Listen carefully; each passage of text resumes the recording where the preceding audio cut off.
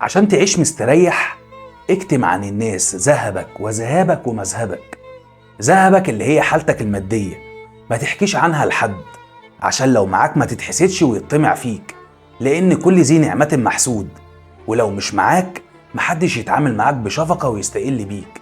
أما ذهابك بمعنى إنك لو مقدم في وظيفة جديدة ما تقولش إلا لما تتم، لو جايلك عريس ما تقوليش، رايح تخطب ما تسيحش، ربنا هيسهل لك في أي خطوة. ما تفضحش الدنيا أنت بس واسكت، امسك لسانك وهتلاقي خططك بتتحقق بفضل الله. سيدنا يعقوب أبو سيدنا يوسف قال له لا تقصص رؤياك على إخوتك فيكيدوا لك كيدا. يعني تخيل سيدنا يعقوب خاف إن إخواته يحسدوه رغم إنه كان مجرد حلم. وبخصوص وأما بنعمة ربك فحدث، فمعناها ما تنكرش نعمة ربنا عليك واحمده على كل حال.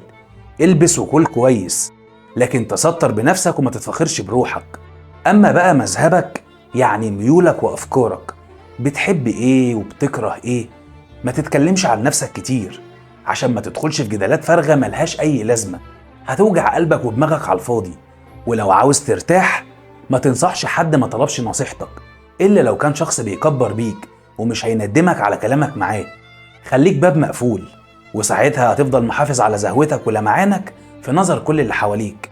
سيدنا عمر بن الخطاب بيقول: ندمت على الكلام مرات وما ندمت على الصمت مرة. فخلي سرك في بير وما تقولش حاجة لحد إلا لما تتم. بس كده، وكان معاكم مصطفى ديشة، واستنوني في فيديو جديد.